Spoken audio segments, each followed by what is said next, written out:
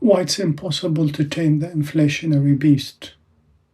It became a part of our daily struggles to hear about the unpleasant news of price increases for almost every consumed good or service. This is a fact that had affected dramatically every corner of the globe in different magnitudes since we delved into the coronavirus pandemic in 2019. If you listen to the mainstream media, and especially the Western media and its terminals and tentacles in the global south, you will be told that the inflation was a consequence of the disruption of production and global supply chains, accompanied with higher labor costs as a result of the pandemic and the war in Ukraine, in addition to the compounding factors of excess amount of money that had been saved by people during the pandemic when they were staying at home and started to spend it when the lockdowns have been lifted. This story is only the convenient part of the picture that ignores the inconvenient part that the mainstream media do not want the docile populace to know. The greedflation. In a comprehensive study by the Groundwork Collaborative think tank, published in late 2023, the researchers stated corporate profits drove 53% of inflation during the second and third quarters of 2023, and more than one-third since the start of the pandemic. Comparatively, over the 40 years prior to the pandemic, they drove just 11% of price growth. Yes, indeed, more than half of the inflation we suffer is a result of the insatiable greed of the dominant corporations worldwide. It is a manufactured form of inflation that can be called greedflation. In an extensive research paper titled Sellers' Inflation, Profits and Conflict, Why Can Large Firms Hike Prices in an Emergency, published in 2025, economist Isabella Weber has pointed out that corporations are keeping prices high even as post-pandemic and Ukraine war supply chain pressures ease and wage growth slows. In fact, the US Bureau for Economic Analysis shows that the profits of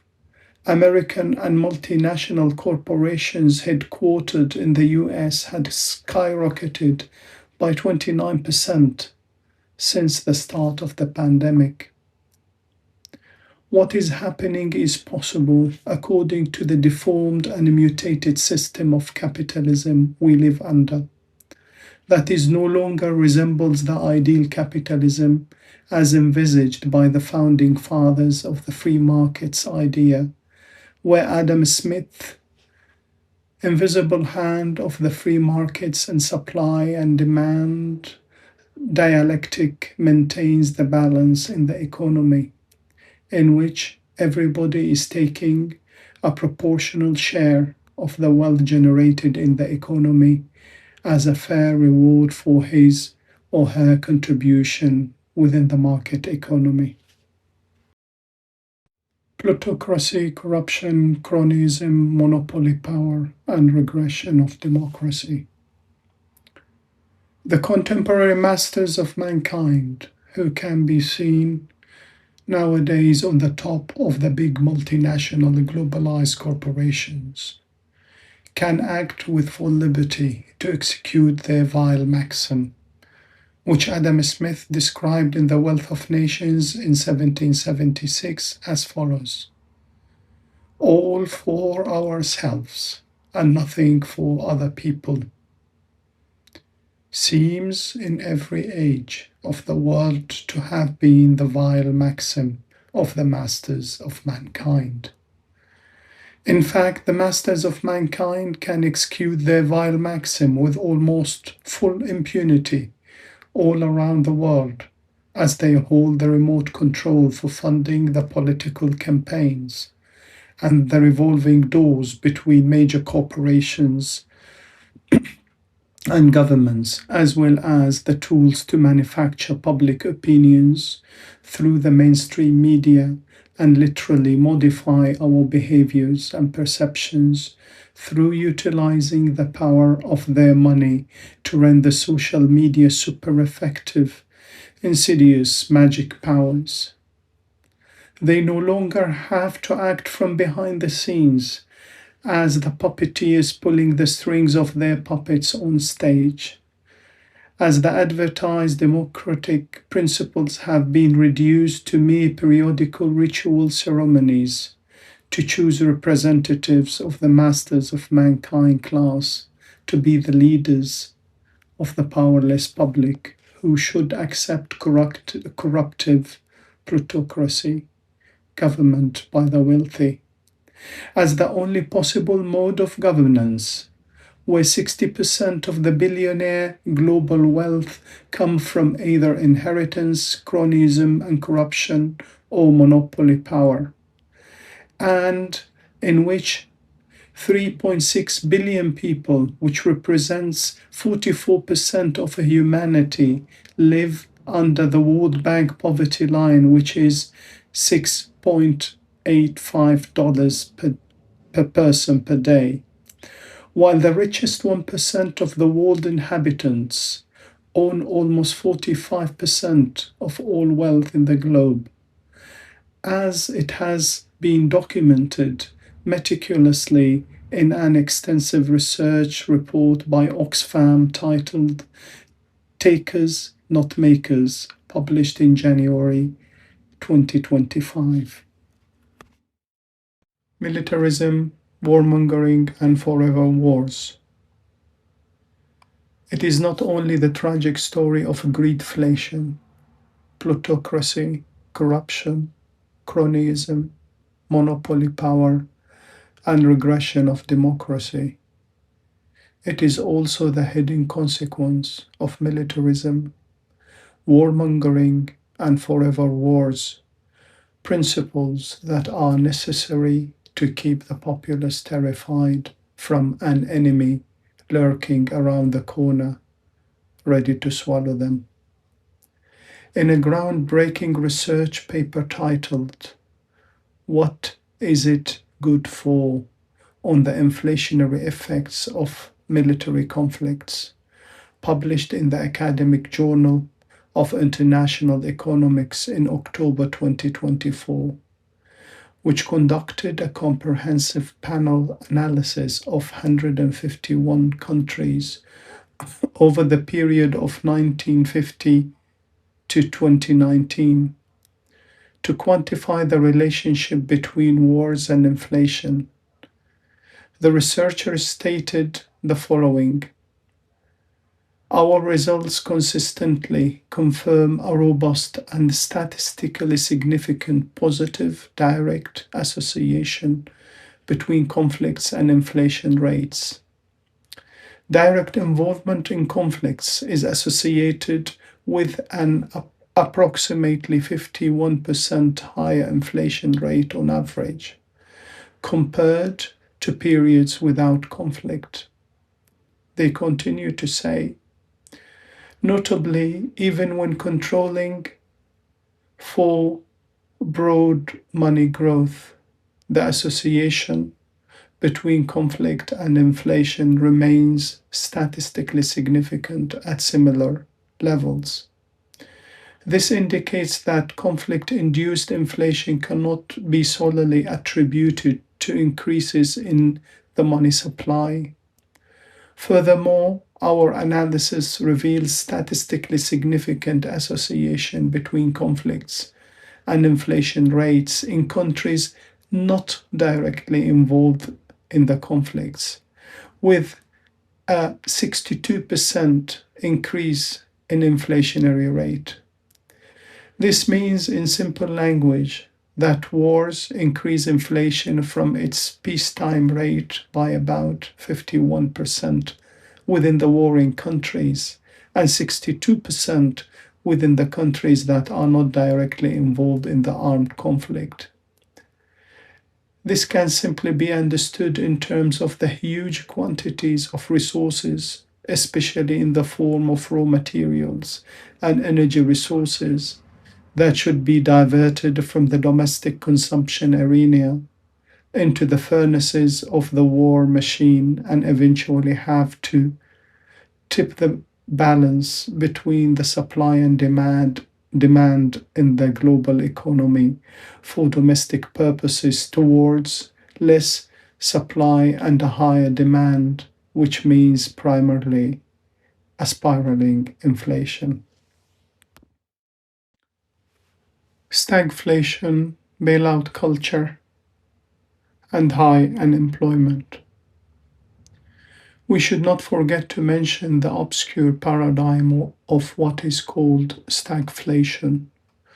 It is the toxic combination of high inflation, slow economic growth, and high unemployment. This is what the global economy has been suffering from for a long time. In answer to the following question raised in the Financial Times of London, why speculators are still running wild when money is no longer free, you can read: the easy money era ended only in part. It had always rested on a growing web of government and central bank support, including market rescues, corporate and bank bailouts, constant stimulus, and of course, record low rates. Only very low rates have gone away. The rest of the culture continues to backstop the basic faith of market speculators that nothing will be allowed to go wrong. The culture he means the bailout culture, and too big to fail, invented economic principle that manifests itself by resisting the law of competition and free markets, which requires unfit and inefficient enterprises to wither and die, to allow other competitors and new businesses to emerge in their place. This is not allowed in our modern form of deformed and mutated capitalism, where the wealth of nations and taxpayer money should be directed to bail out the failed corporations and allow them to live on steroids and a direct bloodline from the populous circulatory system. If we pay attention to what has been said in the Financial Times of London, we can notice that the only leverage utilized to tame the spiraling inflation worldwide was increasing interest rate, which means in unrefined and naked political economy terminology, an increase in unemployment. There was no other step taken to control the policy of open floodgate of money supply that is a cornerstone of the bailout culture, or any other meaningful action to rein in the frenzy of price markup by major corporations that could easily restrict the beast of unbound inflation. Subdued consumer spending and speculative investments. We have to ask, what is the outcome of the toxic milieu that is composed of greedflation, global inequality, militarism, stagflation, and bailout culture? It is a huge reduction in consumer spending, which is the primary driver of expansion in any economy. It encompasses the total expenditure by households on goods and services, ranging from essential items like food and clothing to discretionary purchases such as luxury goods and entertainment. It accounts for a substantial proportion of the gross domestic product GDP of any nation, and it often exceeds 60% in developed economies. The reason is simple: the people worldwide are getting poorer, while the prices of everything is getting higher, which force them to withhold spending to survive, along with the fact that the global wealth is shifting towards more concentration in the hands of the few 1%, who, regardless how much they spend and consume, cannot spur economic growth in any economy, which requires a huge web of consumer spending in which the income of person A is the spending of person B, and the income of person C is the spending of person A, and so on and so forth. This is compounded by the fact that concentrated wealth in the hands of the few tend to flow into speculative domains more than productive domains, as it is easier to manage,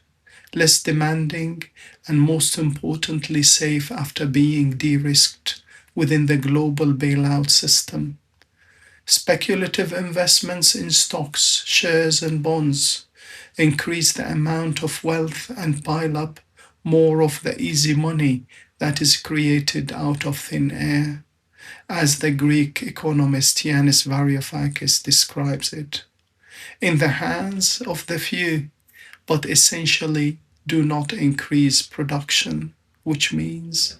less supply of products in the market, which can be translated into blowing air on the flames of inflation firestorm from a different angle. Our innate will to survive and protect our offspring. According to the current system of plutocracy, degradation of democracy, greedflation, militarism, warmongering, stagflation, global inequality, bailout culture, speculation, and diminished consumer spending powers, it seems rather impossible to tame the beast of rampant inflation. Nonetheless, we cannot, as human beings, relinquish the hardwired and innate will in our bodies and brains, like any other organism on planet Earth, to survive and protect our offspring. The only rational venues to fight back against the inflation beast are centered around the pillars of avoiding cynicism, withdrawal, and refusing to succumb to the sense of hopelessness and helplessness. This must be accompanied by a patient effort to understand how the disease system of our miserable life, of perpetual suffering in a hamster wheel, works. Moreover, the universal key to standing against the omnipresent beast of inflation is to actively organize and join our individual microscopic powers with those of other powerless, suffering human beings. We must remember that, regardless of the magnitude of many single handed Herculean efforts, only the power of joined hands can collectively resist the onslaught of the pathologies that breed the global cancer of untamed inflation.